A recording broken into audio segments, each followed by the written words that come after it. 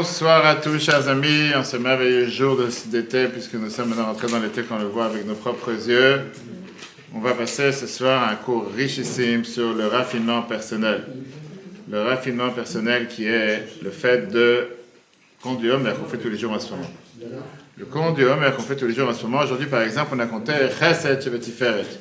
Oui, on a compté qui était la bonté dans la beauté. Là, donc là, dans le bureau de Vadaï, la porte, il y a un petit verre qui est couché. Voilà, j'ai oublié d'amener, merci beaucoup. La bonté dans la beauté. Et ce qu'on va voir ce soir, justement, c'est tellement riche parce qu'on va voir, essayer de comprendre. On a dit la question, c'était qui dirige? Est-ce que c'est ton cœur ou ton ego? Exactement. Par quoi on est dirigé quand on fait quelque chose dans la vie? Quand tu as fait le ton maintenant, est-ce que c'était ton cœur qui a parlé ou c'est ton ego qui a parlé? Alors, je ne sais pas s'il y a des gens qui font du ton avec un ego, peut-être, ça existe ici. Pareil, hein? Tu le fais avec le cœur. T'as trouvé, merci. T'as trouvé avec le cœur, magnifique. Chazak, magnifique. Et donc, la question qu'on va voir ce soir, chers amis, ensemble, c'est richissime parce que ça va nous apprendre qu'est-ce qu'on fait avec ce compte du Homer qu'on est en train de faire tous les soirs. Qui est, beaucoup de gens se disent, ouais, je dis des phrases, je dis des mots, je ne sais pas forcément ce que je suis en train de dire. Mais on va voir que ça a tout un sens. C'est pas seulement ça a tout un sens, c'est tout un cheminement. On va voir, c'est pas seulement un cheminement, c'est un cheminement important. Un cheminement important qui est quelque chose qu'on a besoin de faire tous les ans et qu'on le fait tous les ans. Et la raison pourquoi on le fait, c'est la simple raison parce que grâce à ça, on devient une meilleure personne. Et c'est ce qu'on va essayer de comprendre ce soir. Mais commençons justement avec une très belle histoire, parce qu'on a essayé avec Sofa Bregen pour l'occasion de l'anniversaire. Je remercie tous ceux qui ont organisé, parti, cherché, fait des embouteillages, revenus, payé. Maintenant, il faut remercier ceux qui vont manger surtout. Et donc, une fois, il y avait des chassidim qui étaient assis en Russie, ensemble dans Fabringen.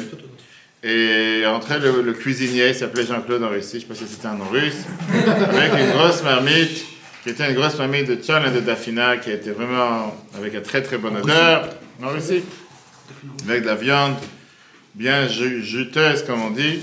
Et les gens se disent, waouh, c'est magnifique, on n'a jamais eu un tel repas, on va mettre les fourchettes à l'intérieur pour commencer à déguster. Et Reb Shmuel Munkes, qui était un des chassidim les plus connus du Admor Hazaken, avait beaucoup d'humour, il y a beaucoup d'histoires autour de sa personnalité, mais c'est pas pour ce soir. Il a sauté de sa place, il a pris la marmite et il s'est enfui. Il s'est enfui et il a dit tout est pour moi. Et à la fin, il a pris la marmite et il l'a jetée dans les égouts. Il a tout versé. Vous n'aurez pas de marmite ce soir. Vous pensez que vous allez commencer à manger comme des animaux? Rien, je mets tout à la poubelle. Ils ont commencé à s'énerver, ils ont commencé à crier, etc. Et au final, les gens, ils n'ont pas compris ce qui se passe. Et il a essayé de s'enfuir, il a joué à cache-cache. Et en attendant, le cuisinier, il arrive, il court, il arrive dans la salle d'études, et il crie à tout le monde, faites attention de ne manger surtout pas la marmite, la viande que j'ai mis dedans n'est pas cachère. J'ai fait une erreur, j'ai pris le morceau de viande qui était par erreur, et j'avais une question dessus, est-ce qu'on a le droit de le manger ou pas? Je l'ai mis de côté, je n'ai pas le cuisiné. Et je me suis trompé, et à la place, c'est ce que j'ai mis dans la dafina, pas cachère, j'espère que vous ne le mangez pas. Et là, tout le monde s'est dit, waouh, on a fait avec un tzaddik ici, comment il a senti à l'odeur qu'il y avait quelque chose qui avait un problème dans le manger. Et il a répondu la chose suivante. Il a dit, je suis ni prophète ni fils de prophète. Et je ne pouvais pas savoir de quoi était fait cette viande. Mais quand j'ai vu, quelle émotion, quand j'ai vu comment vous étiez tellement enthousiasmé de vous jeter sur la marmite, je me suis dit, ça ne peut pas venir du bon côté. Il y a quelque chose qui n'est pas clair avec cette marmite, vaut mieux s'en débarrasser. Ça, c'est un chassid d'Admor Hazaken. C'est ce qu'on va voir ce soir. Parce que ça, c'est justement, comme j'ai dit tout à l'heure, les jours de Sfirat HaOmer. Le jour de Sfirat HaOmer c'est un raffinement personnel de la personne dans notre monde profond. Nos ancêtres sont sortis d'Égypte et ils ont passé ce qu'on appelle cet renouvellement, cette naissance de nouveau. On est né, le peuple juif vient d'être, d'un peuple qui a tenu la main de Dieu pour s'enfuir en urgence, pour s'enfuir d'Égypte, comme on sait très bien, c'est ce qui s'est passé pendant Pessah. Et on est maintenant arrivé à la deuxième étape. Il y a toujours, on va dire, le premier boom, le premier grand bruit, le premier éclat, c'est pas suffisant. Non, on doit commencer à travailler en interne, on doit commencer à internaliser, on doit commencer à se raffiner de l'intérieur. Parce que tout ce qui est les grands booms et tout ce qui est les grands bruits et tout ce que tu veux, c'est beau, mais momentané. Tu sors du concert, tu es déprimé comme tu es rentré. Il faut que tu puisses amener la joie de ce que tu as chanté, dansé, etc. pendant le concert et commencer à vivre avec cette joie pendant toute ta vie. Si ça n'a pas changé ta personne, à quoi ça a servi d'aller au concert, etc. Ça, c'est le processus qu'on est en train tous de passer pendant ces jours. Chaque semaine, on prend un autre composant de nos sentiments et on est en train de réfléchir, est-ce que c'est moi qui est au-dessus ou c'est moi qui est en dessous? Qui veut dire, comme on l'a dit tout à l'heure dans le titre, est-ce que je suis géré par mon ego ou par mon cœur? Et on va voir ce que ça veut dire. Et c'est un diagnostic interne qu'on fait. Et c'est un diagnostic qui n'est pas remboursé par la Sécu. Mais c'est un diagnostic que chacun a le devoir de faire. Et c'est ce qu'on fait chaque année, de manière différente, en évoluant d'année en année. Bien sûr, on parle de quoi? On parle de la mitzvah de Sfirat HaOmer. On essaie de le faire pendant les 49 jours, sans rater un jour. Si quelqu'un n'a pas compté hier soir, il peut compter maintenant. Et continue ce soir avec bénédiction. Mais on va voir que c'est en réalité une question qui dérange parce que c'est la seule mitzvah qui est si bizarre. Donc moi, je vais écrire chapitre 23, on a lu ça pendant Pessah. Elle te dit, vous devrez prendre le korban du Homer, qui était ce fameux sacrifice qui venait à la base de quoi? D'orge. Vous devrez compter les 7 semaines, 49 jours, jusqu'à Shavuot, et c'est comme ça qu'on sait que Shavuot est le 50e jour. Maintenant, c'était quoi cette mitzvah originale? D'abord, il fallait amener le sacrifice du Homer, compter le Homer et amener les 2 pains Shavuot. C'était à la fin de l'hiver. Le printemps arrive, les champs commencent à faire pousser le blé. Les agriculteurs, ils vont maintenant aller se précipiter, aller recueillir le nouveau blé. Et là, la Torah te dit stop, arrête de courir. La première des choses, prends une poignée, prends le Homer, de nouvelles orges qui viennent de pousser. Le premier jour de Pessah, le lendemain matin, c'est-à-dire après le premier jour de Pessah, on devait balancer ce Homer, cette portion d'orge dans le temple. Seulement après ça, tu peux commencer à en profiter. Et à partir de ce jour-là, on comptait jour après jour pendant 7 semaines. On arrivait à la fête de Shavuot, qu'est-ce qu'on faisait Shavuot? Le 50e jour, on amenait un sacrifice qui était fait à base de quoi? De blé, du nouveau blé. Du nouveau blé qui vient de pousser. Maintenant, il y a plusieurs questions qui dérangent ici. 4 questions. Depuis quand on fait un sacrifice avec de l'orge? Quand tu as mangé du pain à l'orge? Je ne sais pas. Qui c'est qui a mangé ici du pain à l'orge?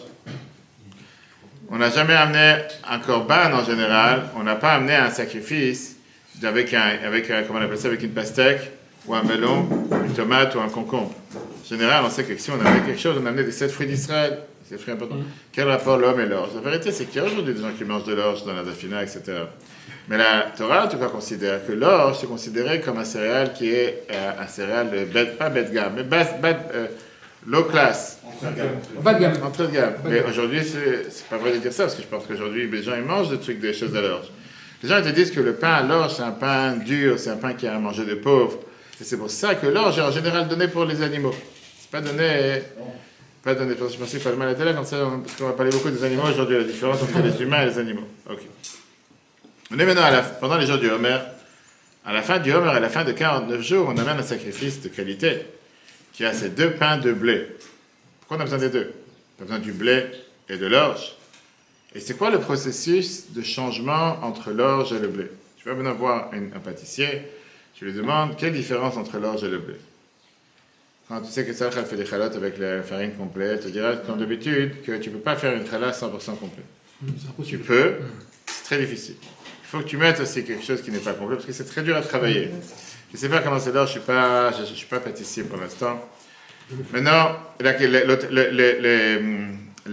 qui est le plus dérangeant, c'est qu'il y a un autre sacrifice d'orge qui est amené dans toute la Torah. Et c'est le sacrifice qui est amené par la femme Sota. La femme qu'on a eu ce doute qu'elle a trompé son mari. Elle a amené ce sacrifice et après elle avait ce test pour savoir si elle avait trompé son mari avec l'eau amère dans laquelle on effacait le nom de Dieu, etc. Et la Gemara, elle te dit qu'on est en train d'apprendre ces jours-ci par la Gemara Sota. La Gemara te dit pourquoi elle amène le sacrifice à base d'orge. Parce que puisqu'elle a fait quelque chose qui est quelque chose qui est comparé à des animaux, elle s'est comportée comme un animal. Pour ça, elle a amené un sacrifice à base de manger d'animal. Alors qu'est-ce que ça veut dire? Nous, on est tous des animaux qu'on est sortis d'Égypte. On n'est pas sortis d'Égypte en tant qu'animaux. C'est-à-dire qu'on devait commencer le lendemain de Pessah, le premier jour, on devait amener un sacrifice à base d'orge, on n'est pas des animaux. Ça, c'est la mission de la Gemara Sota. Et surtout, qu'est-ce qui a changé depuis? C'est-à-dire quoi? Le lendemain de Pessah, tu amènes de l'orge, et après, au fur et à mesure, tu amènes du blé. Chaque fois, on dit qu'il fallait amener 2 pains qui étaient du blé. Est-ce qu'on a déjà vu, est-ce qu'on compte les jours entre Sukkot et Hanouka? Est-ce qu'on compte les jours entre Hanouka et Purim? Chacun il a un calendrier chez soi. Aujourd'hui, tu peux savoir quand est-ce va tomber Kippour dans 200 ans. Tu sais très bien compter. Tu as besoin de compter les jours pour savoir si tu n'as pas compté, il y a quelque chose qui va se passer. On est bien obligé de dire qu'il y a quelque chose de beaucoup plus profond ici que que juste compter pour compter. Le rituel. Comme on a parlé plusieurs fois, les gens ils font le rituel. J'ai compté mon jour, j'ai compté hier soir 15, après. Non, il y a quelque chose de beaucoup plus important ici. Il y a une deuxième question qui dérange. Le Sefer HaChinuch, il vient et te dit qu'il y a, bien sûr, que la raison basique, c'est qu'on se dit, on attend de savoir quand est-ce qu'arrive le grand jour, le jour qu'on va recevoir la Torah, Shavuot, etc. Maintenant, je te pose une question, tu vas te marier. et tu sais qu'il te reste, je sais pas, 50 jours pour le mariage. Comment tu comptes? Tu dis, aujourd'hui il y a un jour, demain il y a 2 jours, 50, 40, demain il y a 3 jours, ou bien quelqu'un de normal, il va dire, il y avait 50, maintenant il reste 49, maintenant il reste 48, maintenant il reste 2 jours. Alors pourquoi on a compté à l'envers? Parce qu'on a des animaux, pourquoi on compte à l'envers? D'accord? Comme j'ai dit, d'abord pourquoi on compte à l'envers, numéro 1, et pourquoi on rajoute un jour et on va pas, on va pas à l'envers, le calcul à l'envers, pour matin à Torah. Comme j'ai dit, n'importe quelle personne qui attend, qui calcule les jours, les enfants, etc. Merci beaucoup. Chaque khatan qui va se marier au Kala, etc. Il calcule en avant et pas en retard. Le Sefer HaChinuch, il te donne les réponses. Sefer HaChinuch, il faut d'abord savoir c'est quoi, c'est la mitzvah 306. Et le Sefer HaChinuch, c'est ce qui donne les réponses à tout ce qui sont les mitzvahs en général. Et il te donne les explications aux mitzvahs. Et il te donne une mitzvah, il te donne une explication ici qui est difficile. Et il te dit comme ça qu'on compte pour le Homer, tant de jours sont passés. Et pourquoi on ne compte pas les jours comme si j'ai encore du temps, 49, etc. Parce que j'ai pas envie de savoir combien de jours il me reste. En 2 mots, si je commence en disant 50 jours, ouais, je suis loin du compte.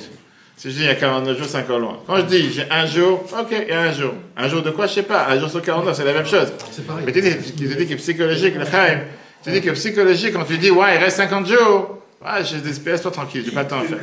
Quand tu dis j'ai un jour, 2 jours, tu dis il y a encore d'espoir. Mais on va tout de suite voir, Rabbi, il n'est pas tellement d'accord avec cette explication. Oui, il te dit encore une fois, ça me tranquillise pas. Surtout, comme on l'a dit tout à l'heure, la fête de Shavuot dépend seulement de Sfirat HaOmer, qui veut dire, il n'y a pas une autre fête dans le calendrier juif que la Torah ne dit pas la date quand elle tombe. La seule fête que la Torah ne dit pas quand est-ce qu'elle tombe, c'est la fête de Shavuot. Et la Torah, elle te dit que la fête de Shavuot dépend de Sfirat HaOmer, du fait que Tispiru Hamishim Yom, et le 50e jour, c'est Shavuot. Ça veut dire que Shavuot, c'est toujours le 50e jour. Et quand on faisait les calculs des mois en allant voir la lune qui se passait à Jérusalem, Hebron, etc., il pouvait arriver parfois que le 50e jour n'était pas le 6 Sivan. Le 6 Sivan, c'est pourquoi? Parce que par exemple, si c'était comme cette année, que Rosh Chodesh Iyar, aujourd'hui, demain, on a 2 jours. Le Rosh Chodesh Sivan, 1 jour, ça tombe le 6 Sivan. Mais si Rosh Chodesh Sivan, c'est aussi 2 jours, t'as encore un jour en plus. Donc Shavuot, c'était demain, c'est encore un jour, le 5 Sivan. Si Rosh Chodesh Iyar, aujourd'hui, c'est 1 jour, Shavuot, c'est le 7 Sivan. Et là, il y a une autre parenthèse, on va un autre jour. Je parlais de ça avec quelqu'un qui part en Australie cette semaine. Il y a le problème de perdre un jour du compte, qui est que si tu pars en Australie et tu vas passer ce qu'on appelle le Kavatari, cette ligne, qui est la ligne qui s'appelle l'équateur, qui fait en sorte que tu sautes un jour. Donc ce soir, tu as compté 10. Tu prends demain le vol pour aller en Australie, tu arrives là-bas, il fait 12. Qu'est-ce que tu comptes? Tu comptes 12 quand même et tu as sauté un jour. La ligne de changement de date. Exactement. Tu comptes le 12 comme eux, ou tu comptes ton jour. Mais non. Oublie ce problème-là. Deuxième problème, qu'est-ce que tu fais Shavuot? La Torah te dit pour le compter le Homer, ou Sfartem Lachem. Chacun doit compter pour soi, c'est ton compte. Non, pareil à l'envers. Si tu viens d'Australie en Amérique, tu as déjà compté le 12.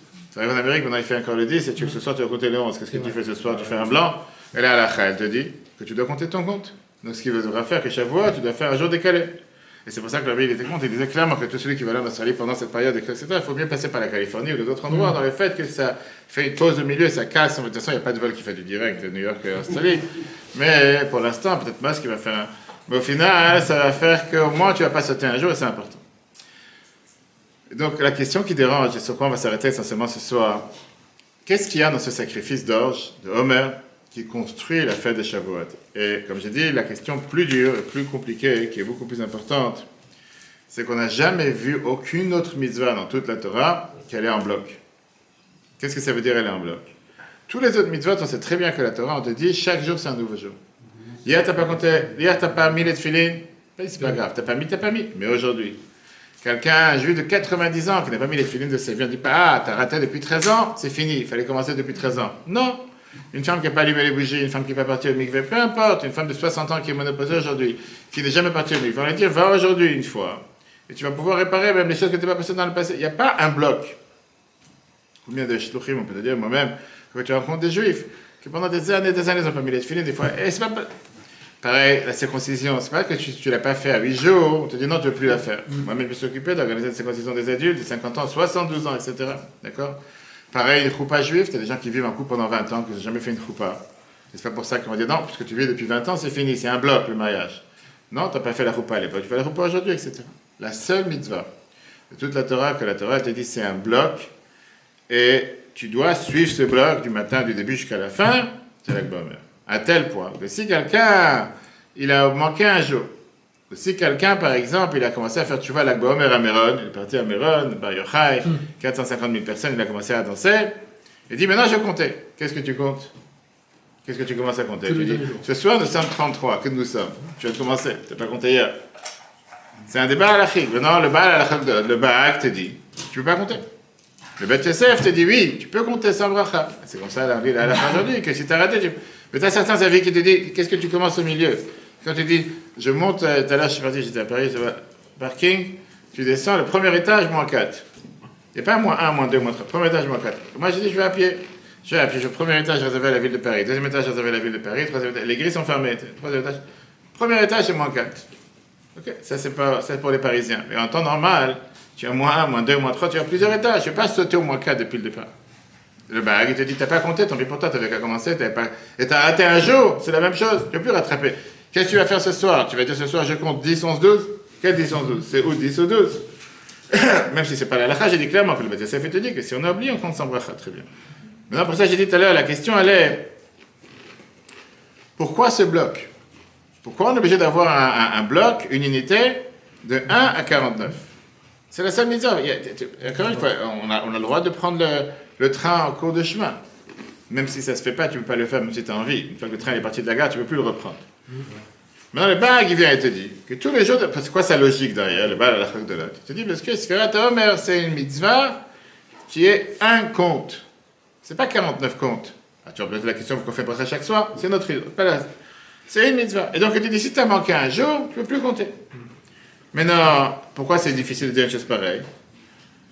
Parce que si c'est comme ça, si tu as commencé à faire la bracha le premier jour, ça se peut que c'est une bracha en vain, parce que tu ne sais pas que tu vas compter 49 jours. Si tu n'as pas fini les 49 jours, tu as fait une mise bracha, c'est toi que tu as fait quelque chose. C'est pour ça que l'arbitre te dit qu'en réalité, d'après le Baal, le problème c'est quoi? C'est que chaque nuit c'est une mitzvah à part entière, une nouvelle mitzvah. Sauf que quand la Torah te dit Tmimot, ça veut dire que ça doit être des jours entiers, des jours parfaits. Mais si tu as oublié le 9e par exemple, tu ne peux pas venir demain et dire c'est le 10e, comme j'ai dit tout à l'heure, parce que ce n'est pas ton 10e. Comme j'ai dit tout à l'heure, pas tout le monde est d'accord avec lui. Au final, on sait très bien qu'on peut voter sans bracha, mais c'est juste pour comprendre. Et la quatrième question avant de passer aux réponses, c'est que qu'est-ce qu'on dit dans tous les jours? J'espère que c'est traduit. Tous les jours quand on dit le compte du Homer, au début, quand on passe avec la bénédiction, etc., c'est ma numéro 2. Une seconde, je veux dire. Voilà, ici. Dans le guide spirituel, qu'est-ce qu'on dit ici? Tous les jours qu'on compte, on commence à te dire, si jamais aujourd'hui j'ai fait telle et telle chose, on dit quoi? On est devenu des grands kabbalistes. Tout d'un coup, des juifs qui ne prennent pas la Kabbale toute l'année. Arrive sur Ataom, mais on commence à compter en disant, Ribbon Shalala, maître du monde, tu nous as ordonné par ton ordre de compter le compte du homme pour nous purifier de toutes nos impuretés, compte les 7 jours et 7 semaines, etc. Yeratom Lefanecha, que Dieu fasse, qui par le mérite de Sfirat HaOmer, ce que j'ai compté aujourd'hui, que ça range ce que j'ai mal fait, ce que j'ai pu faire comme dégâts dans la sphira, l'attribut de Chesed, Shebe-Chesed, par exemple, la bonté dans la bonté, que je sois purifié, que ça sainteté d'en haut, bref, des mots kabbalistiques qui peuvent plaire à certaines personnes kabbalistes parmi nous, mais la majorité des gens ne sont pas kabbalistes, ne sont pas mystiques. Et qu'est-ce qu'on dit? Qu'on va arranger ce qu'on a mal fait dans les différents attributs, comme on a dit hier soir. Chesed Shebe-Tifer est la bonté dans la compassion et la bonté dans la beauté. En réalité, 99% des gens qui disent l'homme, ils ne comprennent pas ce qu'ils disent. Ils le disent, ils ne cherchent pas à comprendre. Ils disent, je lis le texte, voilà ce qui est écrit, là c'est la bonté dans la rigueur dans la bonté. Qu'est-ce que ça veut dire? Next, passe à autre chose. C'est tranquille, c'est encore une phrase, ne prends pas la tête. On va voir tout de suite que ce n'est pas comme ça que ça se passe. Et c'est au contraire, c'est beaucoup plus profond. Pas seulement que c'est beaucoup plus profond. Parce que, encore une fois, tu dis des mots dans la prière, tu es censé comprendre ce que tu dis. Surtout que tu dis ça chaque soir, et bonne Shalom, etc. Et la question, elle est, depuis quand d'abord on a été défectueux dans un attribut? Je dis, si ce soir j'étais défectueux dans l'attribut de la bonté, dans la compassion, que Dieu l'arrange. Depuis quand d'abord tu savais que ça existe quelque chose pareil? Et deuxièmement, depuis quand tu as été défectueux? Et depuis quand tu devais l'arranger? Et qu'est-ce que tu vois? Et ça, c'est la Bichaï Mutal qui vient et te pose cette question. Et donc, toutes ces questions qu'on vient de voir, c'est pour nous expliquer une chose importante. Que le Sfirat HaOmer, le compte du Homer, ce n'est pas simplement ce qu'on appelle un comptage de comptes. On s'ennuie, on fait un corps à compte, comme un chiffre. On passe ici à un processus profond dans lequel on essaye de raffiner sa personnalité. Et raffiner sa personnalité, c'est avec des niveaux différents, de manière différente. Et surtout du fait que chacun d'entre nous a tous ses différents attributs. Parfois, tu as certains qui l'expriment une plus fort que l'autre, mais on a tous ces 7 attributs par lesquels on compte le homme de Chesed jusqu'à Malchut, on va les passer tout de suite. Et on va voir que c'est un travail personnel. Et c'est pour ça que quand on compte le homme le soir, on doit se dire, est-ce que vraiment ce que j'ai fait, c'est quelque chose qui me parle pas, et comme on l'a dit tout à l'heure dans le titre de la question, est-ce que ce qui me dirige, c'est mon cœur ou mon ego? Revenons à ce qui s'est passé il y a 3337 ans pour comprendre comment on en est arrivé là. On est sorti d'Égypte, c'était ce qu'on appelle déchirer un peuple d'eux-mêmes. Prenons l'exemple avec la Syrie aujourd'hui, par exemple. Un monde dans lequel tout un peuple était habitué, était ancré, assimilé, des habitudes qui ne sont pas un jour ou deux. 210 ans d'esclavage. Maintenant, c'était beaucoup plus facile, ce qu'on appelle, de les changer géographiquement, de les prendre avec une pelleteuse d'Égypte dans le désert. Ça a changé de location. Quand tu prends un chien, tu vas prendre avec la main, tu prends une vache, tu l'as d'un étang à un autre étang, la vie est belle. Mais c'est pas ça le problème. Le problème le plus difficile, c'était quoi? Changer psychologiquement d'endroit. Et ça, c'est quelque chose qui est beaucoup plus dur, que malheureusement, beaucoup de gens ne l'ont pas encore fait. Comment tu peux déraciner? Comment tu peux déplacer? Comment tu peux faire changer une personne des habitudes, de ce qu'il était ancré pendant 210 ans à se rapprocher de moi? Le printemps arabe n'a pas réussi, malheureusement. Au départ, tout le monde s'est dit, waouh, c'est magnifique, il y a tel pays, l'autre il s'est mis en feu en Tunisie, etc. Tu fais, on va dire, tu vois, Bush, il a essayé avec l'Afghanistan, les autres ont essayé avec l'Irak, imposer une démocratie, ça n'a pas marché. Il y a des gens que dans le psychisme, et c'est la même chose que les gens ne comprennent pas aujourd'hui avec ces gazaouites et tout le reste, ça ne marche pas. Dans le psychisme, ça ne marche pas. Ces gens-là, ils sont formatés d'une manière, tu ne peux pas espérer et dire que demain ils vont changer, ça ne marche pas. La question, elle est comment? Qu'est-ce que la Torah, elle attend de nous? Comment tu vas avoir un peuple que 210 ans, il a vécu d'une certaine manière, une certaine mode, et qu'au final, la Torah, elle te dit pas juste sors le portail, tu as ton compte dans le passeport, tu as passé la frontière à la douane, maintenant tu n'es plus en Égypte. Waouh, magnifique. Et alors? Et dans la tête, c'est quoi? Dans la tête, est toujours avec cette mentalité. Et on va voir, ce n'est pas une simple mentalité. Qui nous a dit ça, le premier? Le premier qui nous a dit ça, c'est Yosef. Yosef Hatzadik était le premier qui a compris ça plus que tous les autres êtres humains. Yosef, il te dit sur l'Égypte, Avatar, reste la nudité de la terre. Qu'est-ce que ça veut dire la nudité de la terre? Tu vois, tu dis que c'était l'endroit le plus bas, le plus mauvais, le plus sale, le plus grossier.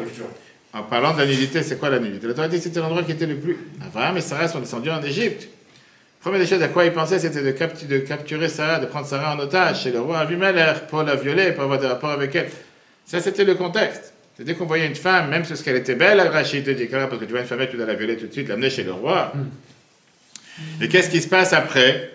Quand il y a eu ce fameux miracle, que Dieu a fait en sorte qu'Avimelech, il était bloqué, il ne pouvait pas avoir des rapports, il ne pouvait plus aller aux toilettes, et tout ce que la Torah nous raconte, ce grand miracle dans la chambre de Pharaon, quand le roi il est venu, il a supplié Abraham, il a dit, prends ta femme et va-t'en. Pourquoi? Parce que chez un Mitzrim, je tout fais même, parce que les Mitzrim, ils sont tellement abominables, ils sont tellement ancrés dans tout ce qui est les relations interdites, etc. C'est pas ton truc, t'as rien à faire dans un endroit pareil. Vraiment, ça, c'était un couple pur, ils ne pouvaient pas vivre là-bas un instant. Qu'est-ce qui s'est passé des générations plus tard? Encore une fois, la même histoire. Yosef, il descend en Égypte. La femme de Potiphar veut absolument avoir des rapports avec lui. Je dis, dès qu'on voit quelqu'un qui n'est pas la norme, qui ne nous ressemble pas, il faut tout de suite avoir des rapports avec lui. Et qu'est-ce qu'il dit Yaakov? Yaakov, il dit les mots, Venot, Saada, les chauds, que tous les filles d'Égypte, ils dansaient ou ils contournaient sur la muraille pour voir sa beauté. Mis à part ça, c'était une terre qui était tellement ancrée dans tout ce qui est l'idolâtrie, et c'était une terre qui était ancrée dans tout ce qui est tuer les gens de manière cruelle. D'accord? Dans cette saleté, si on peut dire, dans cette abominalité, si ça se dit? Abomination. Merci, abomination. Le peuple juif a vécu 210 ans. Pas comme Abraham et Sarah qui sont passés là-bas de passage. Pas comme Yosef qui était une génération. 210 ans, c'est 3 générations. Ils étaient totalement, on va dire, ensevelis, ils étaient totalement, on va dire... assimilés. Pas seulement assimilés. C'était dans leur ADN. Leur ADN était comme ça. À tel point que Moshe, quand il dit dans le Chumash Dvarim, on a vu ça dans les discours de Pessah, quand Dieu lui dit d'aller libérer le peuple juif, qu'est-ce qu'il dit? La kachat lo goy mikerev goy. Traduction, ça veut dire prendre un peuple d'un autre peuple. Ça veut dire d'un goy d'un autre goy. Sans même dire la havdil, séparation, pourquoi? C'est-à-dire j'ai sorti un goy des autres goyim. Il n'y avait pas de différence. C'était comme si, oui, c'était censé être le peuple hébreu, mais c'était des autres non-juifs, il n'y a pas de différence. Pourtant, on parle ici des petits-fils d'Abraham, Yitzhak et Yaakov, c'est pas juste des gens qui sont sortis de nulle part. Alors, Rabbi te demande, comment on crée un humain? Comment tu peux commencer à en créer, comment tu peux commencer à donner des valeurs à un enfant, à un adulte? On a aujourd'hui la maladie du suicide chez beaucoup de jeunes. Comment tu essaies de faire en sorte que quelqu'un qui est face à un danger ou que quelqu'un que tu risques de le perdre, quelles sont les différentes étapes pour lui faire comprendre qu'il ne faut pas qu'il se fasse perdre? Je parlais justement Shabbat avec quelqu'un qui me disait qu'il y a des gens qui sont tellement ancrés dans différentes substances que tout ce que tu peux faire pour parler avec eux, ça ne marchera pas. Parce qu'on parlait qu'il y a eu récemment plusieurs qui se sont suicidés dans la communauté et que j'ai dit, mais est-ce que quelqu'un avait parlé avec lui? Il m'a dit, il n'y a pas. Et puis, écoute, on a essayé les meilleurs. Quelqu'un, malheureusement, il y a des gens qui sont tellement ancrés, que c'est tellement fait partie de leur ADN, que c'est très difficile, c'est quelque chose qui est très très lourd. La première étape qu'on a besoin, c'est s'enfuir. S'enfuir du danger. La première chose, c'est couper du danger. Attraper la main de Dieu et s'enfuir avec, on a dit, Pesa Bechipazon, avec rapidité de l'Égypte. Il n'y a pas, réfléchis pas. Maintenant, prends ta valise, tu pars. Il y a le feu, on s'en va. Le gros problème de s'enfuir, c'est que s'enfuir ne crée pas un changement. S'enfuir, c'est plutôt renier la réalité. Une lâcheté. C'est pas une lâcheté. Je te pose la question. Non, c'est pas une lâcheté. S'enfuir, c'est quoi? C'est de ne pas vouloir voir la réalité en face. Et essayer de se dire que je m'enfuis maintenant, mais rien ne m'empêche que demain je vais revenir. Maintenant, je m'enfuis. Maintenant, il y a un danger, je m'enfuis. Très bien. Quelqu'un qui se bat contre ses sentiments naturels, c'est parfois comme si quelqu'un pense qu'il s'est battu contre un éléphant. Alors, est-ce que s'enfuir, c'est être pessimiste ou être optimiste? On va y arriver, c'est la première étape.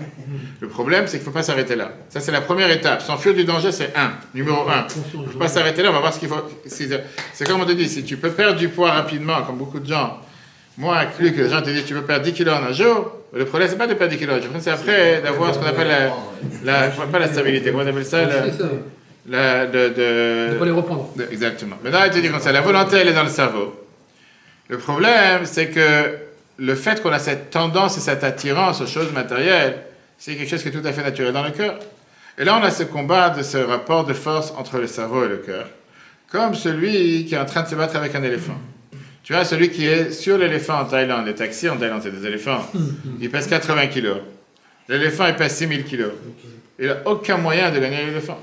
Il peut dire à l'éléphant, va à droite, s'il n'a pas envie, il va pas à droite. S'il veut foncer dans le mur, il ira dans le mur. Il ne pourra pas s'empêcher. L'autre, il fait 6000 kilos. Qu'est-ce que tu le battes avec lui? Tu fais 80 kilos. De quoi tu parles?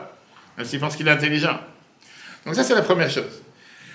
La première chose, que c'est quoi? S'enfuir. Très bien. Et après?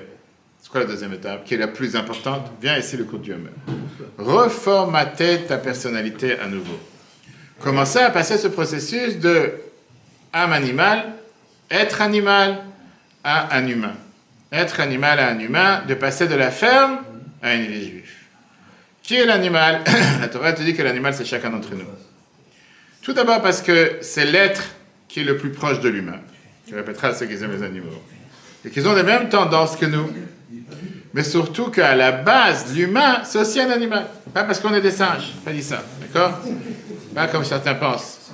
J'avais dit qu'une fois, j'étais une fois dans un safari, Touari là-bas. J'amenais les enfants et il y avait une cage de singes, avec 200 singes. Il y a tout un groupe de Chinois qui sont arrivés et le guide des Chinois, il vient devant la cage et il dit à tout le monde, venez voir c'est qui vos ancêtres. Moi, j'avais les enfants à côté. J'aurais dit peut-être c'est leurs ancêtres, mais c'est pas les nôtres. Qu'est-ce que tu veux que je te dise? Que venez voir c'est quoi nos ancêtres. Quelqu'un pense qu'il est sorti d'un singe. Ok. Maintenant, lui, l'animal, et l'Agmara, elle te dit, l'Agmara Chagiga 16, on voit dans le numéro 2, qu'il y a 6 choses qui ont été dites dans les humains. 3, ils ressemblent aux anges, 3, ils ressemblent aux animaux. Les 3 choses qu'un humain ressemble aux anges, ils ont la sagesse comme les anges, ils marchent droit comme les anges, comme les pingouins si tu veux, et ils parlent en hébreu comme les anges. 3 choses, ils ressemblent aux animaux. La troisième, c'est quoi? Ils parlent hébreu comme les anges. La Shana Kodesh, c'est l'Agmara dit. Et 3 choses, ils ressemblent aux animaux. Ils mangent et ils boivent comme les animaux. Ils ont des rapports conjugaux comme les animaux. Et ils évacuent les excréments comme les animaux. Tu dis qu'un humain, il a 3 choses comme un ange, 3 choses comme un animal. Voilà, la Chassidut t'explique. C'est quoi un animal? Quelle différence? Je te dis la différence entre un être humain et un animal. Tiens, pour toi. Vas-y, dis-moi. Une ligne. Pas 36 lignes. Une ligne. J'ai pas entendu. l'être humain a la liberté de penser. Un animal, il a la pensée de liberté. Lui aussi, Non, il est il libre. pense pas, il est libre. Ouais, Nous, il est alors libre, mais je crois qu'il pense pas. Il y a des animaux qui sont très rusés. Il n'a pas la même Ils savent comment te prendre par derrière, faire comme s'ils ne sont pas là. Hein? Chaque animal, Il n'y a pas de conscience. on n'a pas un instinct particulier Moi, je à pense à chaque animal. la conscience. C'est-à-dire conscience, il n'a pas de cerveau. Non, la conscience, c'est pas le cerveau. Donc voilà, tu dis comment tu Il est sais pas qu'un conscient, animal il est Il n'a pas. pas conscience de ce qu'il fait. Comment tu sais qu'un animal il est intelligent quand il saute pas dans le feu? Mais ça, c'est un réflexe. Pourquoi l'instinct? Pourquoi il saute pas dans le feu? Il va mourir.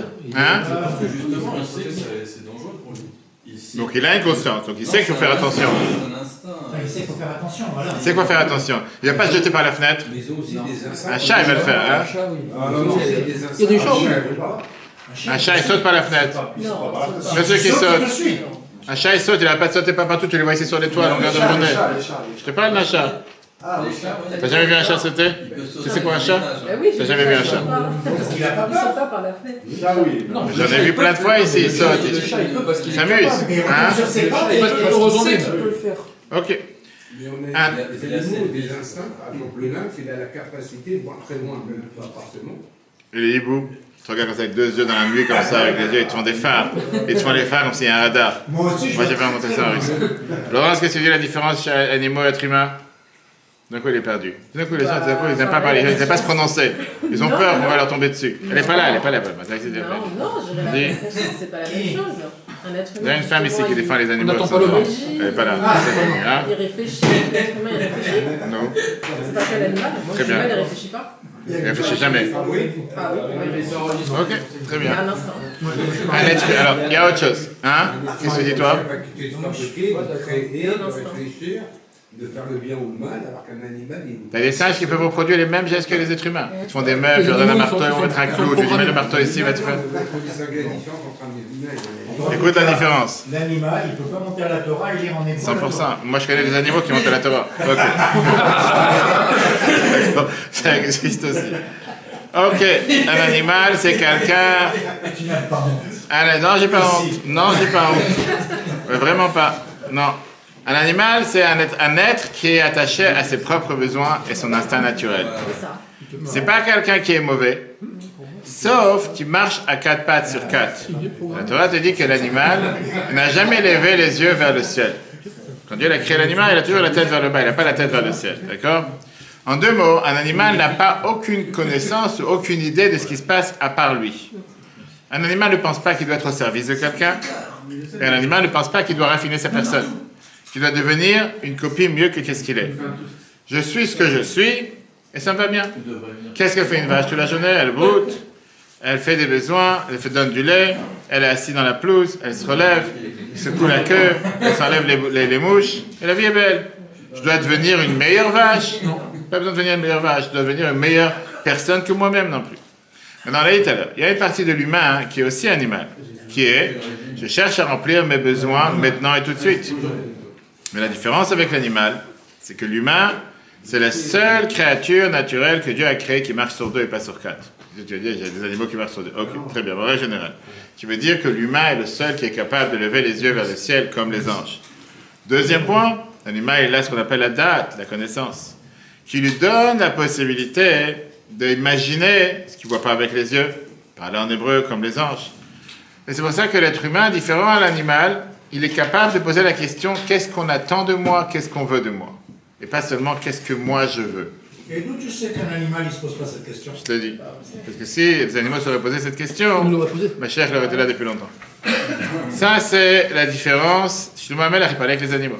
Ça, c'est le but de Sfirat HaOmer. On passe ce processus d'animal d'orge au départ au blé. On commence le processus en tant qu'un animal. On espère, on aspire à devenir quelqu'un qui va devenir un être humain beaucoup plus haut. C'est la vie, dit ça dans les Sichot numéro 1, page 266. Alors, comme j'ai dit tout à l'heure, c'est quoi le test? C'est justement la réponse à ta question. Quel est le test pour savoir si je suis un animal ou si je suis un humain? Comment je peux faire la part des choses? Peut-être je suis, oui, un animal. Aujourd'hui, il y a beaucoup de gens qui se posent des questions avec le wokisme. Peut-être je suis imprégné d'un animal, d'un mental de singe. Peut-être que, comme ma mère, elle a donné naissance. En réalité, j'étais une vache, que je suis tombé dans un corps humain. Peut-être que je ne suis pas dans le bon corps, il va savoir. Mais la Torah te dit, tu sais quoi? Ça, c'est grave. En ce moment, les non-genrés... hein. Oui. Et donc, pour ça que la Torah dit, le test, le baromètre, c'est quoi? Qu'est-ce qui dirige tes sentiments? Qu'est-ce qui t'allume? On a dit tout à l'heure, qu'est-ce qui t'émeut? Qu'est-ce qui fait que tu t'excites? En deux mots, qu'est-ce que tu aimes et qu'est-ce qui te met en colère? Quel est le baromètre qui fait en sorte que tu peux te sentir comme quelqu'un, on va dire, qui se comporte comme un humain ou comme un animal? Et ça, c'est ce qu'on fait pendant la période du Homer. Qu'est-ce qu'on fait dans la période du Homer? Dans la période du Homer, on est en train de vérifier nos pulsions, nos tendances, nos sentiments, tout ce qui se passe à l'intérieur de nous-mêmes. On est en train de voir est-ce que c'est une pulsion pure et simple, égoïste, animale, égocentrée sur mes propres besoins, mes propres désirs, qu'est-ce que moi je cherche, qu'est-ce qui me fait plaisir, qu'est-ce que j'ai envie, qu'est-ce que j'aime, et il n'y a pas quelque chose de plus haut que ça, ou bien le sentiment il vient basé, dirigé par mon cerveau qui est qu'est-ce qu'on a besoin de moi, qu'est-ce qu'on attend de moi, comment je peux devenir une copie meilleure que moi-même. En deux mots, est-ce que c'est le sentiment qui gère, qui règne ma personne, et la volonté d'exister, la volonté d'être présent, ou bien j'ai un moteur interne à l'intérieur de moi qui me pousse avec une pulsion à vouloir être meilleur que moi-même. Si le seul but pourquoi je suis là, c'est mangeons, buvons, car demain nous mourrons, à ce moment-là, je suis comme un animal. Il n'y a aucune différence, c'est ce qu'un animal fait toute la journée. Mais le gros problème et la grande différence, c'est que l'animal, il est meilleur que moi. Pourquoi il est meilleur que moi? Parce que lui, il fait exactement ce que Dieu il attend de lui. C'est pour ça que Dieu l'a créé. Manger, boire, donner du lait, retourner à la ferme, reproduire, et le cercle, et c'est exactement pour ça que Dieu l'a créé. Tu es pour manger. Pourquoi tu veux manger? Je parle pas une vache, elle tue pas? Quand tu veux qu'elle tue. Et là, elle sort du matin de la ferme, elle fait pas modernie, elle se lave pas les mains, elle met pas les tefilines, elle va dans le manger l'herbe, elle va d'abord prendre le lait, donner du lait, et la routine. Et qu'est-ce qu'elle a fait aujourd'hui? Elle a fait la mission que Dieu lui a donnée. C'est pour ça que Dieu l'a créé. Dieu l'a pas créé pour mettre des tefilines, Dieu l'a pas créé pour faire des prières, Dieu l'a pas créé pour construire un temple, Dieu l'a pas créé pour s'habiller. Ça, c'est pour ça que Dieu l'a créé. Mais ça, c'est vrai que c'est un peu facile à le dire. On va tout de suite voir, on n'a pas fini, attends. Et c'est pour ça qu'on va tout de suite voir, justement, ces 7 sphirotes qu'ils ont parfois, qu'ils ont peur. C'est difficile, beaucoup plus complexe. Tout de suite. C'est pour ça que ces 7 sphirotes qui parfois, ils ont l'air d'être tellement complexes et tellement difficiles. En réalité, comme j'ai dit tout à l'heure, ce livre, cette période de raffinement personnel, ils viennent en règle générale et ils te disent, même si c'est des grands mots, ils viennent exprimer les différents sentiments de la personne. Les 3 premières, écoutez bien parce que c'est très riche, les 3 premières sphirotes qu'on a, vous avez vu ici tout à l'heure, c'était quoi? Ah, ici. Les 7 attributs émotionnels, c'est quoi? On a dit c'était Chesed, Gvura, Tiferet, et cette semaine, on est dans la 3e semaine. Chesed qui veut dire bonté, bienveillance. Gvura qui veut dire justice, rigueur, modération, crainte. Tiferet, beauté, harmonie, compassion. En réalité, si je prends ces 3, c'est que parfois, on les a ici d'ailleurs, on a ici dans ce dessin, vous pouvez les voir ici dans ce dessin, on a Chesed, Gvura, Tiferet, c'est toujours en forme de diagonale, d'accord? C'est quoi ce premier trio? Ce premier trio de sphirotes, c'est le premier trio qui vient, l'idée de s'attacher, reculer et avoir pitié. On va rentrer dans les détails, vous allez voir comment c'est. Reculer, c'est de la retenue. Non? Attends, c'est Juste une question. Oui. Le conte de Homer, les Hébreux, ils ont commencé à le faire en sortant d'Égypte. Oui, bien sûr. Le même que nous. Oui, exactement. Ils se préparaient pour recevoir la Torah. Ça, c'est la première fois. Les 49 La jours, première fois c'était pas qu'ils les comptent phrases Homer. qu'on dit, pas la phrase. Mais ils ont compté 49 jours pour pouvoir se dire quand est-ce qu'on va recevoir la Avec Torah. les mêmes attributs de raffinement. Non, ça c'est après, Ah, c'est après. depuis qu'on a le Siddur, avant, c'était pas la même chose. Ah, d'accord. C'est ça, moi. Donc, chaque action qu'on a dans la vie, c'est une conséquence de ces 3 composants au départ. Et où je me rapproche, où je m'éloigne, où j'essaie de faire agir le cerveau et équilibrer entre les deux. On l'a vu tout à l'heure, on a Chesed d'un côté, Gvura de l'autre, qui est, on a dit tout à l'heure, la bonté d'un côté, la justice, la rigueur de l'autre, et l'harmonie qui vient au milieu. On va voir un exemple. Et donc la première semaine de la Sphira, qui est la première semaine du conte du Homer, on est en train d'essayer de tester, de méditer sur notre force de donner. Puisque Chesed, on a dit tout à l'heure, c'est tout ce qui est bonté, bienveillance, donner, agir vers l'autre. Qu'est-ce qui est au centre de ma donation? Est-ce que je donne pour m'élever moi-même? Est-ce que j'aide d'autres pour faire grandir mon ego? Ou bien je me sacrifie pour l'autre parce que je comprends l'importance de l'autre et c'est pour ça que je suis prêt à agir pour l'autre? Qu'est-ce que j'aime? Et pourquoi je l'aime? Qu'est-ce qui m'attire vers telle chose ou vers telle personne? Est-ce que c'est la sainteté qui est à l'intérieur? Est-ce que c'est la grossièreté qui est à l'intérieur? Donc tout ça, on peut développer pendant les 7 jours qu'on a agi avec le Chesed. On n'a pas le temps en un cours. Mais c'est ce qu'on agit sur 7 attributs qui a été la première semaine de Pessah, qui était la première semaine par rapport à la bonté et la bienveillance, de travailler sur tout ce qui est cette tendance de bonté et bienveillance. Par exemple, comme il est dit ici, quand tu parles du premier, la bonté de la bonté, jusqu'à où je suis capable d'aimer autrui. Est-ce que j'ai des difficultés à donner? Je suis mesquin ou égoïste? Est-ce que j'ai des difficultés à laisser quelqu'un d'autre entrer dans ma vie? Est-ce que j'ai de la place pour un autre?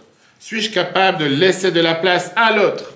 Est-ce que j'ai peur de m'ouvrir, de crainte d'être plus vulnérable? Tout ça, c'est le premier jour. Et c'est sur ça que tu dois méditer. Ça, c'est un. Passons à la deuxième semaine et la deuxième attribut. Le deuxième attribut qu'on a vu tout à l'heure, c'était l'attribut de Gvura, qui est la tendance totalement à l'envers. La tendance à l'envers, qui était l'attribut de justice, rigueur, modération et crainte, qui est plutôt de se renfermer et de s'éloigner. D'où vient ce sentiment qui est l'orgueil, la colère, pas le mauvais œil en tant que mauvais œil, d'être mesquin, d'être toujours radin, d'être jaloux, de mettre des limites, de contrôler l'autre. Dans cette deuxième semaine, on va commencer à se tester en se disant, qu'est-ce qui m'énerve? Je me suis énervé parce que j'ai perdu 100 € tout à l'heure, parce que par une bêtise, j'ai acheté sur Internet, j'ai perdu de l'argent, ou bien je suis énervé parce que j'ai profané le nom de Dieu en marchant dans la rue. Quand est-ce que je dis non? Je dis non quand il y a quelque chose qui ne se passe pas bien envers moi, ou je dis non quand il y a quelque chose qui ne se passe pas bien pour Dieu? Qu'est-ce qui me fait dire non? Qu'est-ce qui me fait être dur? Et ça, c'est cette deuxième semaine. Donc, si, par exemple, je prends un exemple de la deuxième attribut, on a dit tout à l'heure, c'était dans l'attribut de Gvura. Tu l'as ici, par exemple, dans la première semaine, qui était la semaine de la justice, rigueur, etc. On a vu, par exemple, la bonté, pas la bonté dans la discipline, on a vu, par exemple, la rigueur dans la rigueur. Est-ce que ma rigueur est-elle modérée ou excessive? Est-ce que je fais suffisamment preuve de rigueur dans ma vie? Est-ce que je suis une personne organisée? Mon temps est-il utilisé efficacement? Pourquoi j'ai des problèmes de rigueur et que puis-je faire pour améliorer cette situation? Est-ce que je prends chaque jour le temps de revoir mon emploi du temps en tenant compte de ce que j'ai déjà accompli? Ma rigueur procède-t-elle aussi de 6 autres aspects émotionnels sans lesquels on ne peut être sain et efficace? Ou bien je suis juste méchant et rigoureux, juste pour l'être, pas parce qu'il y a un but derrière. Passons à la semaine dans laquelle on est rentré cette semaine. Ce que je disais tout à l'heure quand je parlais de ma mère au consistoire, que c'était la tribu d'aujourd'hui. Tu vas t'y faire être la bonté dans la beauté. Et ça, c'est ce qu'on a compté hier soir. Qui veut dire, Tiferet, tout à l'heure, ça symbolise la beauté, l'harmonie, la compassion. Et là, toute cette semaine, on est en train de voir, est-ce que je trouve à l'intérieur de moi-même la possibilité de s'élever et de donner même à quelqu'un qui ne mérite pas? Est-ce que je suis vraiment capable d'entendre la misère de l'autre? Et donc, on était là, la bonté dans la compassion. Ma compassion est-elle tendre et affectueuse ou elle est ressentie comme de la pitié? Ma sympathie est-elle quelque chose de condescendant? Si mes intentions sont louables, est-ce qu'ils sont ainsi perçus par les autres? Et comme on disait à chaque fois, tu peux parfois dire la plus belle parole à quelqu'un et avoir la plus belle attention, et la personne a très mal pris, ou le contraire. Ma compassion est une place d'amour et de chaleur? S'exprime-t-elle avec enthousiasme et de façon détachée? La halakha te dit que donner la tzaka en jetant une enveloppe à quelqu'un dans la figure, c'est pire que rien. Et des fois, même si tu n'as pas d'argent à donner, tu peux toujours dire un bon mot, encourager la personne, être heureux avec la personne. Donc ça, c'est ce qu'on a dans l'aspect de la Gvura. Dans le Tiferet, pardon. Et après, comme j'ai dit, donc ça, c'est les 3 premiers, les 3 de base. Après, les autres, c'est les autres composants qui sont les autres trios, qu'on a dit Netzach, Hod, Yesod, qui est constance, force et ambition. Comme je dis, on n'a pas le temps en un cours de voir tout. On a eu plusieurs cours qu'on peut voir sur le Torah.fr. Ou bien, on a aussi humilité, on a dit ça c'est Hod, splendeur, Yesod, attachement, fondation. Et Malchut, qui est la noblesse, qu'on verra après, souveraineté et leadership. Tout ça, c'est ce qui suit. Parce que parfois, on n'a pas la capacité de pouvoir agir avec les 3 premiers. Dieu te donne les rails, les roues, les moyens de pouvoir continuer. Netzach, on a été là, c'est quoi? La constance, la force et l'ambition. Être têtu. Mais être têtu pourquoi? Est-ce que je suis capable d'être têtu de dire, malgré que c'est pas facile tous les jours à se battre, je vais avoir cette constance de me dire, quoi qu'il arrive, lundi soir 20h, je suis là.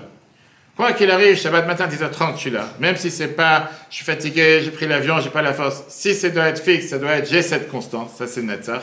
Je viens de cette force de pouvoir se battre. Hod, on a dit, c'est le contraire. Hod, c'est l'humilité. L'humilité qui veut dire savoir être reconnaissant envers l'autre. Savoir être humble. Savoir s'effacer. Et c'est pour ça que je me dis des fois, je préfère agir par effacement, par humilité, ou parce que je suis reconnaissant envers l'autre. Reconnaissant en me disant que si jamais moi, j'aurais pas eu c'est comme Moshe, il a dit qu'il était humble face à notre génération, et s'est dit que si j'aurais été dans leur génération, j'aurais jamais été le Moshe qui était dans ma génération. Comment ça va? T'as raté tout ce qu'on a parlé sur les animaux, c'est dommage. Mais j'allais dire tant mieux que t'as raté. Comment tu répéteras après? Et après, on a Yesod, qui est l'attachement et fondation. Tu écouteras le replay. Qui est cet attachement intime que j'ai envers l'autre. Est-ce que c'est un attachement pour mes propres besoins? Ou est-ce que c'est un attachement parce que je cherche le bien-être de l'autre? Et ça, c'est une question, malheureusement, que beaucoup de couples ne se posent pas, malheureusement. Et c'est détruisant des couples. Enfin, on arrive à la dernière semaine, la semaine de Malchut, la noblesse, souveraineté, leadership, qui est la force qui passe à l'action. De pouvoir prendre ces 6 attributs qu'on a raffinés pendant les 6 premières semaines Et maintenant, on met ça en action, en mode action. Maintenant, comme j'ai dit, chaque semaine, on consacre 7 jours pour pouvoir raffiner cet attribut de tous ces hommes. Parce que dans chaque attribut, tu as la bonté dans la rigueur, tu as la bonté dans la beauté, etc., etc. Par exemple, comme on l'a dit tout à l'heure, quand quelqu'un, il veut donner, il veut s'étaler, quand quelqu'un, il s'énerve sur celui qui l'empêche de donner, c'est ce qu'on a dit tout à l'heure, la gvura chesed, qui veut dire la rigueur dans la bonté. C'est une mutation de chesed, comme on avait à l'époque du Covid, de différentes mutations du virus, qui s'exprime, c'est une bonté, mais pas la rigueur. Pareil, parfois, aimer un enfant, c'est pas forcément lui dire oui. Aimer un enfant, c'est savoir être rigoureux avec cet enfant. Protéger cet enfant de ne pas toucher un couteau qu'il a pris dans la main, qui risque de se faire du mal. Est-ce que ça s'appelle la bonté ou la rigueur? Et peut-être, c'est la rigueur dans la bonté. Et ce qu'on a vu tout à l'heure. Ou bien de protéger un enfant des autres qui va lui faire du mal. Quand je te dis, ce soir, on a vu, hier soir, on a compté Tifer et Tchebecha, c'est de la bonté dans la beauté. C'est la capacité de pouvoir agir avec cette bonté, mais avec une beauté. Parce que tu peux être très bien envers un autre, mais pas forcément que c'est quelque chose de bien pour l'autre. Tu peux donner 10 tablettes de chocolat à un enfant parce que tu l'aimes tellement. Et demain, il va pas finir, je sais pas, il va finir avec les tablettes de chocolat. C'est parce qu'il va lui arriver. Etc. Et donc, vient la Torah, elle te dit, quand tu dis Netzach Shebechesed, on était là, qu'est-ce que ça veut dire cette constance, ou savoir être têtu, c'est pas forcément méchant quelqu'un qui est têtu.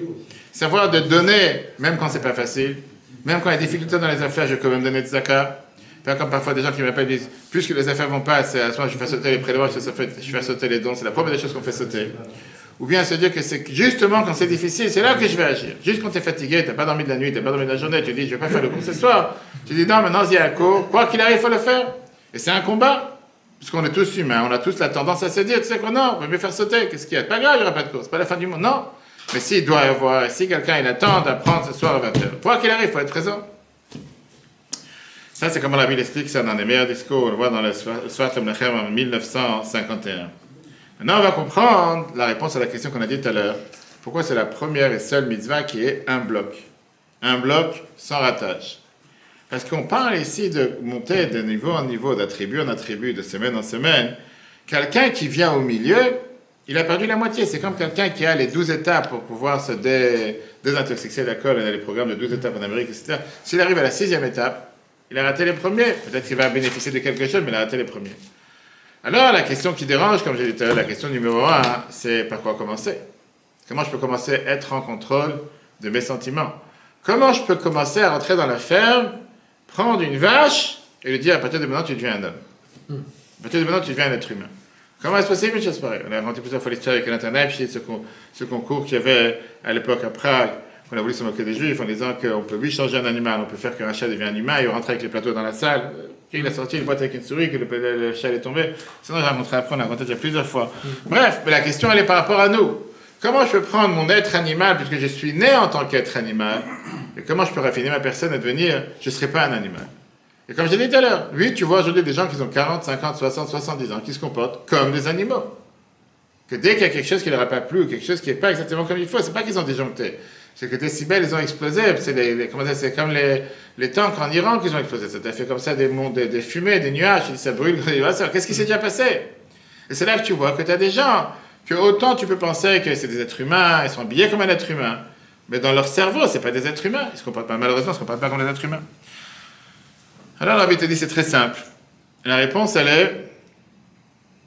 c'est à deux sens. Pas comme certaines routes qui sont seulement en one way, comme on dit, sens unique. De haut en bas et de bas en haut.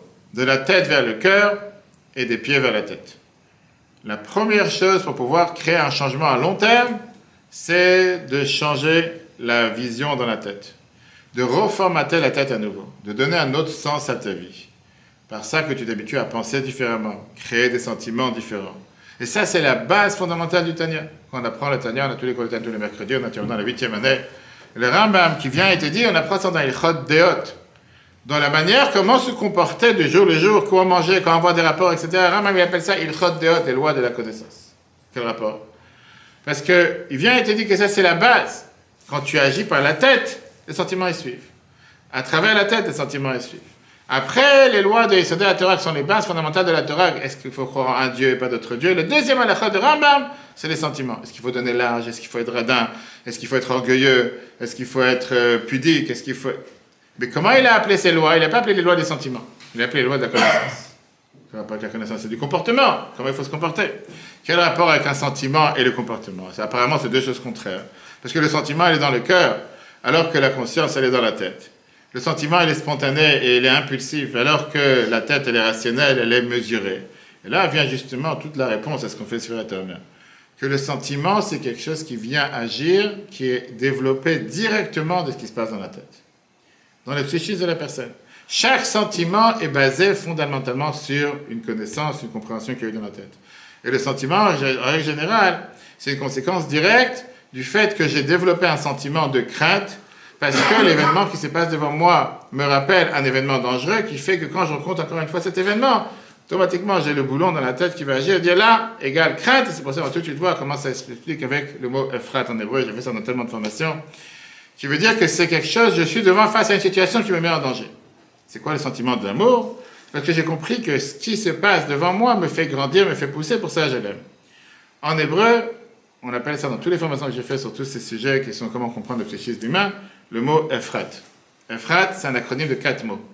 À part la ville d'Ephrat, à part les associations Ephrat, Irua, Parshanut, Regesh, Tovan, Tguva, qui veut dire, en règle générale, la manière comment l'humain fonctionne, il fonctionne avec 4 aspects qui sont tout le temps présents.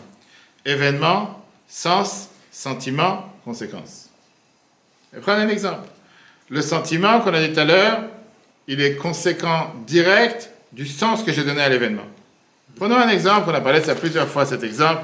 Quelqu'un, il va dans l'autoroute sur la 104, et tout d'un coup, il y a une voiture qui vient et qui le coupe, presque il est rentré dans lui, presque il a fait un accident. Il s'énerve, il commence à me dire de tous les noms et tous les plus beaux mots qu'il a appris dans toute sa vie. Et il commence à courir, je vais l'attraper, celui-là, tu vois ce que je vais lui faire, je vais aller devant lui, je vais freiner.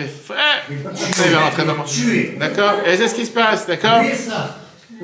Et il commence à zigzaguer dans l'autoroute, tu les vois, des fois tu les vois, je les vois presque tous les jours, tu vois, il passe entre deux voies, tu te dis, mais va, ça va, il passe par là, droite, gauche, il faut absolument que je le rattrape, je me mets devant lui et je freine sec, comme ça, il va faire un accident, et là, je vais être content, j'ai été content, il a... Ok, très bien, maintenant, très bien. Il arrive, il continue à courir, et jusqu'à ce qu'il arrive à une sortie, je sais pas, une sortie à Justini, dans la 12, là-bas, et il voit que l'autre, il continue, et qu'il arrive, il arrive à l'hôpital de Justini. Il voit que cette personne qu'il a couru, il sort de la voiture, et il ouvre la porte arrière, il sort avec un enfant plein de sang et il va dans les urgences. Qu'est-ce qui se passe? Là, ce conducteur qui était derrière, il devient plein de colère sur lui-même. Parce qu'il s'est dit, comment j'ai pu m'énerver? Comment j'ai pas compris le problème de l'autre? Qu'est-ce qui a changé son sentiment d'une extrême à l'autre? Le fait que la tête a compris que ton raisonnement, à quoi tu as réagi face à l'événement, était erroné. Maintenant que sa tête a compris les choses différemment. Donc, comme j'ai dit tout à l'heure, un événement se passe, d'abord, un événement se passe, tu donnes à ça un sens, tu développes à ça un sentiment, et comme ça, tu réagis. C'est toujours dans tout ce qu'on fait dans la vie, tout. Il n'y a pas une chose qui ne se passe pas de cette manière. Maintenant, il y a des gens qui n'ont pas de tête, je suis d'accord avec toi, et qui vont agir sans tête. Ok, mon papa, on parle des gens normaux. Et en hébreu, comme j'ai dit tout à l'heure, c'est le mot Ephrat. Tu as un événement, tu donnes un sens, qui développe un sentiment, qui développe une réaction. C'est pour ça qu'avant de D'accord. juger, il faut toujours connaître le tenant et l'aboutissant. Si tu veux. Il y a malheureusement des gens qui n'ont pas de tête pour juger, qu'est-ce que je te fasse? C'est pour ça que la Torah te dit la première des choses pour changer le sentiment, changer ton comportement, c'est changer dans la tête. Parce que le cœur, il est ce que tu penses. En sortant d'Égypte, c'était bien, on est parti géographiquement, mais ça n'a rien fait. Ça ne fait absolument rien. La première des choses, il fallait commencer maintenant à changer dans ton psyché, changer dans ta tête. Et comme on dit tout à l'heure, le fait de se rappeler que l'humain, il n'est pas juste tombé, je ne sais pas comment on appelle ça, du Big Bang, qui a fait qu'il a explosé d'une boule puante, qu'il arrivait sur Terre, et se demande qu'est-ce que je fais sur Terre. Mais il doit se dire, j'ai été choisi par Dieu pour réparer ce monde. Dieu m'a donné une mission sur Terre. Et chacun a la mission que Dieu lui a donnée, réparer son endroit sur Terre. Et Dieu, il est présent à chaque instant. Ça va te faire comprendre de manière différente qu'est-ce que ça veut dire la réussite, qu'est-ce que ça veut dire la perte, qu'est-ce qui a de la valeur dans la vie, qu'est-ce qui n'a pas de la valeur dans la vie.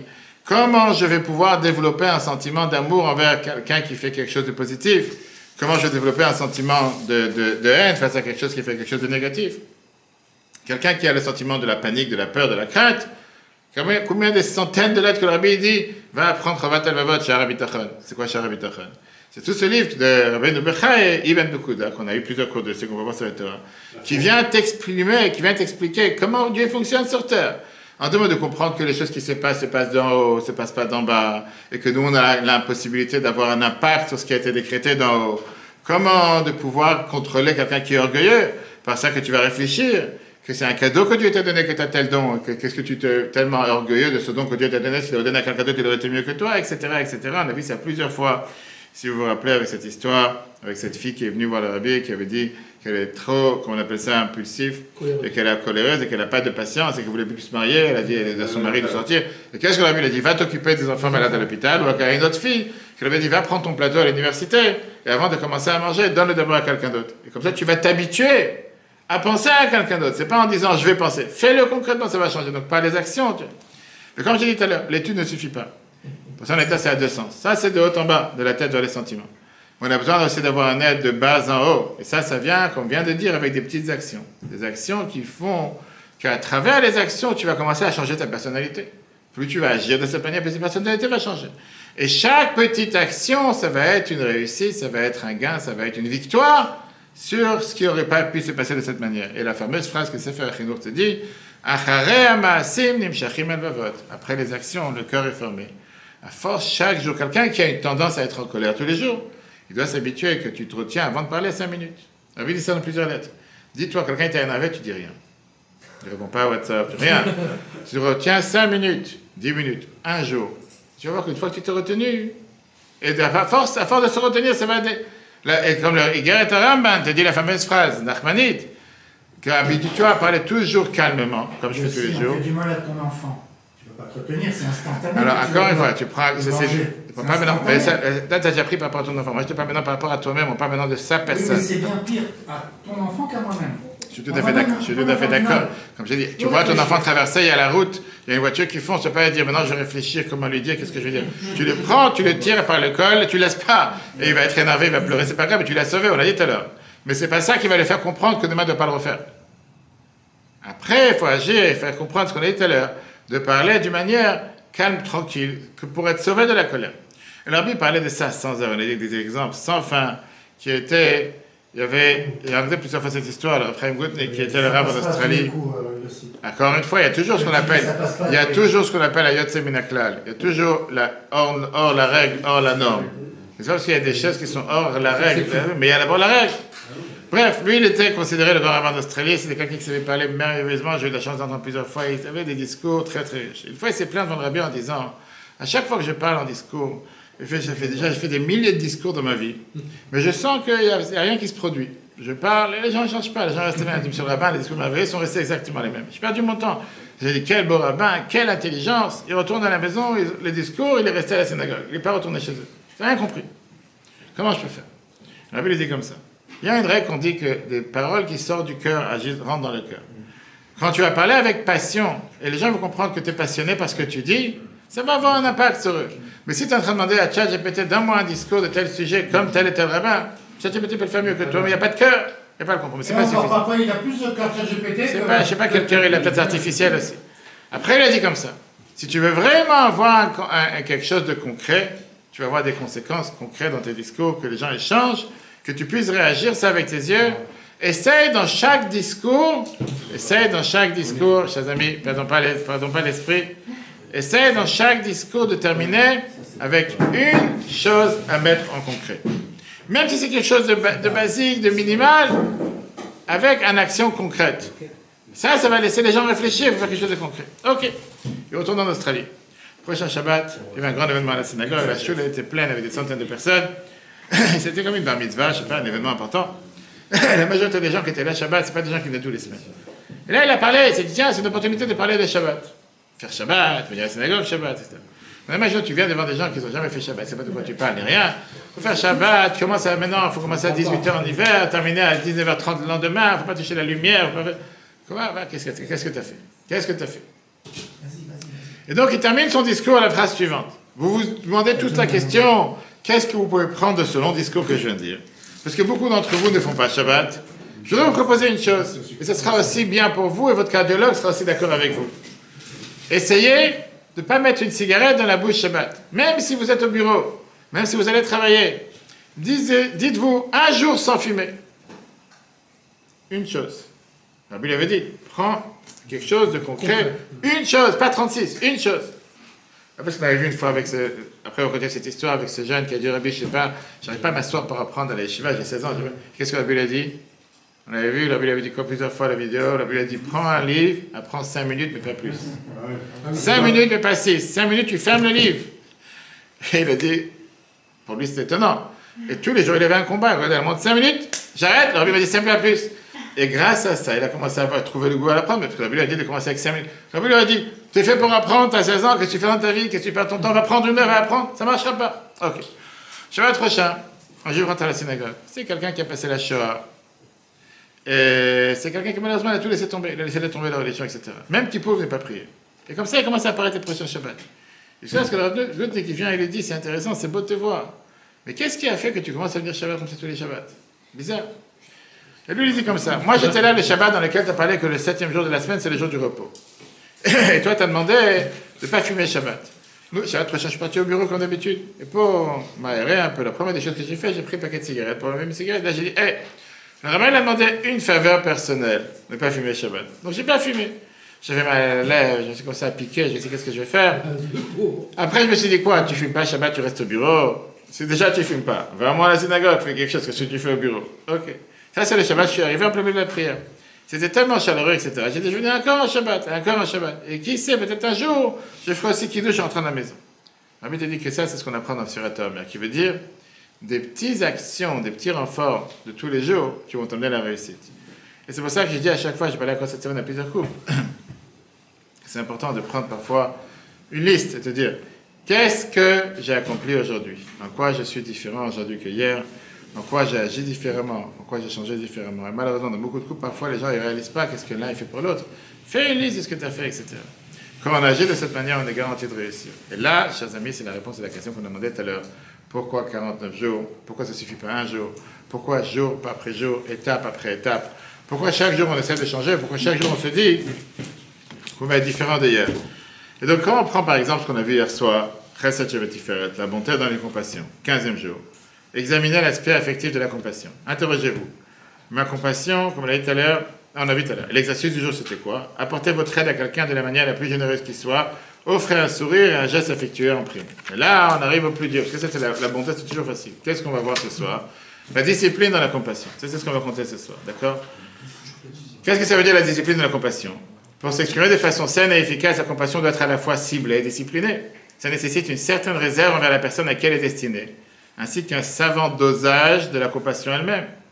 Et c'est pour ça que la question qu'on doit se poser, est-ce que je fais davantage preuve de compassion envers les étrangers qu'envers mes proches? Si oui, pour quelle raison? Cela provient d'un sentiment de culpabilité. Ma compassion envers les autres, merci, envers les autres compromet-elle mes propres aspirations? Est-ce que j'aide les autres à mes dépens, ou au contraire, ma compassion envers ma famille et mes proches éclipse-t-elle les besoins des autres? Ma compassion s'exprime-t-elle de façon impulsive et désordonnée? Suis-je à même de juger la compassion requise dans une situation donnée? Est-ce qu'elle est adaptée aux besoins de la personne à qui elle est destinée, ou pas? Est-il possible que ma compassion soit blessante? Ma compassion incommode-t-elle les autres? Est-elle suffisamment respectueuse des autres? Donne-je trop ou pas assez? Profitons de ma nature généreuse et compatissante. Quand je constate qu'une personne est dans le besoin, est-ce que je vais faire preuve de compassion de façon impulsive, mue par un sentiment de culpabilité sans la moindre délicatesse? Ma compassion est-elle parfois déplacée en se manifestant de façon néfaste? Par exemple, en donnant de l'argent à une personne pour lui permettre de se procurer une substance toxique. Est-ce que je m'efforce de déterminer les besoins d'autrui afin de lui venir en aide de la meilleure façon possible? Et c'est quoi l'exercice du jour? Exprimez votre compassion de manière constructive et ciblée en répondant aux besoins spécifiques d'une personne. Voilà, chers amis, ce qu'on apprend dans le cours de Sirat HaOmer de ce soir. Mais c'est tous les jours. Ce que j'ai dit tout à l'heure, c'est un travail personnel. Un travail qui demande des efforts, c'est pour ça qu'on le fait pendant cette semaine. Maintenant, est-ce que ça veut dire quoi? Qu'à la fin de cette semaine, on est un homme parfait? Comme on l'a dit tout à l'heure, étape par étape, pas par pas. Mitzvah par mitzvah. Et au final, c'est comme ça qu'on se prépare pour la fête de Shavuot. Juste sur le live, le cours en replay sur Torah.fr. Je dis sur Chodesh Iyar, le mois de la guérison. Ani Hashem Refer, Chachadi, on voit la guérison de tous ceux qui ont besoin avec une longue et une bonne nouvelle. Autour des otages, de la réussite de nos soldats qui éradiquent toutes ces forces du mal une fois pour toutes. Et qu'on puisse entendre et partager que des bonnes nouvelles. eTorah.fr, la Torah en live. Ce cours est proposé par eTorah.fr. Pour nous aider à continuer à diffuser les cours de Torah, vous pouvez faire même une petite contribution sur notre site www.etorah.fr dans l'onglet « Faire un don ». Retrouvez-nous aussi sur les réseaux sociaux.